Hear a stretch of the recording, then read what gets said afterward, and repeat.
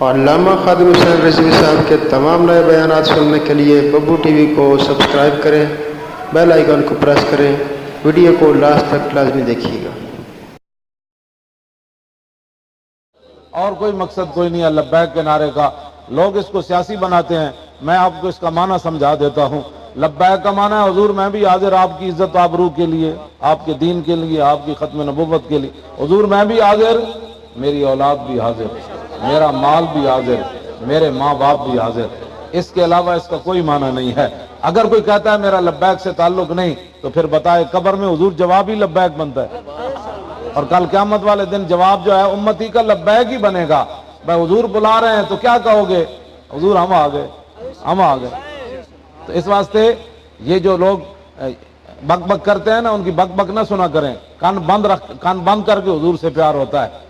جس نے کان کھلے ہوں وہ ساری زندگی پھر شکی رہتا ہے، پتہ نہیں کون صحیح ہے کون غلط ہے، پتہ نہیں۔ یہاں جس کے کان بند ہو نا، تلوار ایسے اٹھائی مسلمہ کذاب نے حبیب بن زید پر، وہ کہنے لگا تشہد انی رسول اللہ، تو گواہی دے دا میں اللہ دا رسول ہوں۔ فرمایا کی بھونکدا پیا، کی بکواس کرنا، لا اسمع ہو رہا کا، میں تیری بک بک کوئی نہیں سن رہا۔ ہاں تو جب حضور کوئی دین کے بارے میں بات کرے، حضور کی عزت آبرو، ان کا کیا بک بک کرتا ہے، وہ تو میں سنتا ہی نہیں ہوں۔ بتا وہ اونٹ کون سا تھا جس کی جھاگ بہ رہی تھی اور صحابہ اس کی جھاگ بھی اپنے منہ پر مل رہے تھے، بتا وہ اونٹنی کون سی تھی؟ ہاں جی، یہ بات کرو جو کرنے والی ہے۔ بتاؤ حضرت یافور جو حضور کا مبارک گدھا تھا، جب حضور کے پاس صحابی نہیں ہوتے تو حضور اس کو کیا فرماتے؟ جاؤ صدیق اکبر کو بلا کر لاؤ، جاؤ عمر کو بلا کر لاؤ، جاؤ عثمان کو بلا کر لاؤ، جاؤ حیدر کرار کو بلا کر لاؤ۔ اور وہ مدینہ پاک کی گلیوں میں وہ مبارک گدھا حضرت یافور گھومتے گھومتے صحابی کے دروازے پر جا کر منہ مارتے، اور جب وہ صحابی باہر آتے تو اشارہ کرتے عجب رسول اللہ، چلیے جی حضور بلا رہے ہیں، چلیے جی حضور بلا رہے ہیں۔ ان کا بتاؤ اس گدھے کو کس نے بتایا تھا کہ صدیق اکبر کا گھر کہاں ہے؟ اس واسطے یہ باتیں نہ سنا، حضور سے پیار کرنا ہے۔ ہاں زاں کی ملت را حیات از عشق اوس، اقبال کہتا ہے زاں کی ملت را حیات از عشق اوس اور برگو ساز کائنات از عشق اوس۔ اقبال کہتا ہے اگر امت مسلمہ دوبارہ اوپر آنا چاہتی ہے اور دوبارہ کفر کو نیچے گرانا چاہتی ہے اور برما کی روتی ہوئی بچیوں کو پھر ہنسانا چاہتی ہے، ملک شام پھر واپس لینا چاہتی ہے، بیت المقدس پھر آزاد کرانا چاہتی ہے، تو اس کا ایک ہی ذریعہ ہے کہ حضور سے اتنا عشق کیا جائے کہ دنیا حیران رہ جائے کہ پھر امت مسلمہ کھڑی ہو گئی اور کوئی طریقہ نہیں ہے امت مسلمہ کو کامیاب کرنے کا۔ اقبال کہتا ہے جو امت چاہتی ہے دوبارہ اوپر آنا، پھر حضور سے اسی طرح کا پیار کریں جیسے صحابہ نے حضور سے پیار کیا۔ ہاں جی، ہاں جی۔ تے جڑے جنہاں نو کوئی مجبوریاں آنا، حضور جی کسی دی مجبوری منی گئی نا قیامت نو، تو پھر یزیدی فوج دی بھی منی جائے گی۔ وہ کہن گے اسی تنخواہ لیندے سی۔ ہاں آج بھی لوگ کہندے ہیں ہماری تنخواہوں کی مجبوری ہے، اور میں کہا چلے آج اے تیری مجبوری منی گئی تو پھر یزید دی فوج دی بھی منی جائے۔ وہ کہندے سن دل تے ساڈا حسین نال ہے لیکن مجبوری ہے کہ تنخواہ یزید دیندا۔ ہاں جی، یہ بڑی خطرناک بات ہے۔ ہاں جی، سارا کچھ جان و دل ہوش و خرد سب تو مدینے پہنچے۔ اس واسطے یہ باتیں نہیں ہیں کرنے والی، ہماری بھی مجبوری تھی۔ قیامت والے دن تو وڈی مجبوری ہونی حضرت، قیامت والے دن تو سب تو وڈی مجبوری ہونی۔ میرے آقا فرمان کے جڑے اج دو پھس پھسے لوگ ہیں نا، دو نمبر، حضور فرمان کے اج تو بہت وڈی مجبوری، اج تو رب صفت انتقام نال جلوہ گر ہے، اج تو نبی بھی کہہ رہے ہیں نفسی نفسی، جا رب نہ خود گل کر، پھر کی بنے گا؟ آج لے ان کی پناہ، ہاں آج لے، اچھا پڑھو سارے، آج لے ان کی پناہ، ہاتھ چک کے دو میں انج کرو، سارا ہاتھ پورا چاہو چک ہوتے اس طرح سارے ہاتھ چاہو، میں پورا ہاتھ ہوتے چاہیا، آج لے ان کی پناہ اور آج مدد مانگ ان سے، پھر نہ مانیں گے قیامت میں اگر مان گئے۔ بس کون دیتا ہے؟ میں نے اندر بھی حضرت یہی پوچھتے سن آپ کو پیسے کون دیتا ہے؟ میں کہا شاہ جی دیتے ہیں۔ پریشانی دنیا میں یہی بنی ہو، اندر بھی مجھ سے یہی پوچھتے تھے آپ کو پیسے کون دیتا ہے؟ میں نے کہا آپ بتائیں کون دیتا ہے؟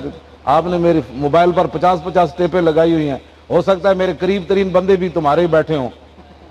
فتنے کا دور ہے نا، حضور نے فرمایا لوگ صبح مسلمان ہوں گے شام کو کافر ہو جائیں گے، شام کو مسلمان ہوں گے صبح کو کافر ہو جائیں گے۔ میں یہ حدیث جب پڑھتا ہوں تو پھر سمجھ آ جاتی آج کے دور کا کہ ہمارے ساتھ ساتھ نعرے لگا رہے ہوتے ہیں اور ساتھ مخبریاں بھی کر رہے ہوتے ہیں۔ میں بڑی بڑی داڑیوں والے، جب وہ مجھے لے گئے نا تفتیش کے لیے، تو میں نے بڑی بڑی داڑیوں والے مخبر وہاں دیکھے. میں نے کہا یہ تو ہمارے جلسے میں پہلی صفوں میں بیٹھے ہوتے تھے. اس وقت مجھے سمجھ آئی کہ ہو حضرت عمر فرماندے سن بھائی مومن دھوکہ دیتا نہیں ہے تو کھاتا بھی نہیں. اسی انہوں ایویں سمجھ لے اسی صرف یہ شکل ویکھ کے اے تو مخبر سی، یہ تو دین دا غدار سی. ہاں جی، اس واسطے یہی معنی ہے کہ لوگ صبح مسلمان ہوں گے، شام میں کافر ہو جائیں گے دین کے ساتھ غداری کر کے. اتنے مختصر وقت میں لوگ کافر ہو جائیں گے. شام کو مسلمان ہوں گے، صبح کافر، صبح مسلمان، شام کو کافر. اور حضور نے فرمایا لوگ دنیا کی خاطر اپنا دین بیچ جائیں. ہاں، دنیا کی خاطر. اس واسطے جو تیرے منہ سے بات نکلی وہ ہو کے رہی. اپنے آپ بدلو. اے چند دن دی دنیا ہے، حضور نال وفا کرو. ماں پیو سارے بہن برا قیامت نو سارے نس جانا ہے. سارے کہنا ماں بھی ویکھ کے نس پوے گی دھی نیکی نہ منگے، پیو نو پتر ویکھ کے نس پوے گا ابا جی اج نیکی نہ من لو. تے جے پیو پتر کم نہیں آنے، ماواں بہناں دیاں کم نہیں آنیاں، تے تسی اوتھے آنا رسول اللہ نے کم ہے، تسی غداری کدے نال کر رہے ہو؟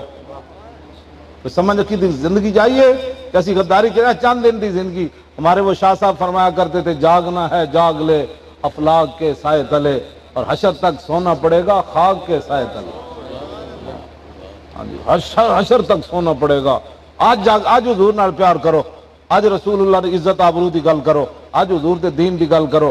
جی قیامت والے دن رسول اللہ نے بلا کے پوچھ لیا نا، اقبال کہندا لرزہ مستو شرم چو روزے شمار، پرصدت آبروئے روزگار، حرف حق از حضرت ماں بردائی، پس چرابا دیگران سپردائی. اقبال کہندا میں قیامت دا تصور کردا پھر انج کمدا. میں کہا اقبال کیوں؟ کہنے لگا اس لیے کہ قیامت والے دن حضور نے مجھے بلا کر پوچھ لیا کہ اقبال مجھے تو دین کے لیے لوگوں نے یہاں پتھر مارے. آج مولانا بڑے قیمتی ہو گئے کہ ہتھکڑی نہ لگے،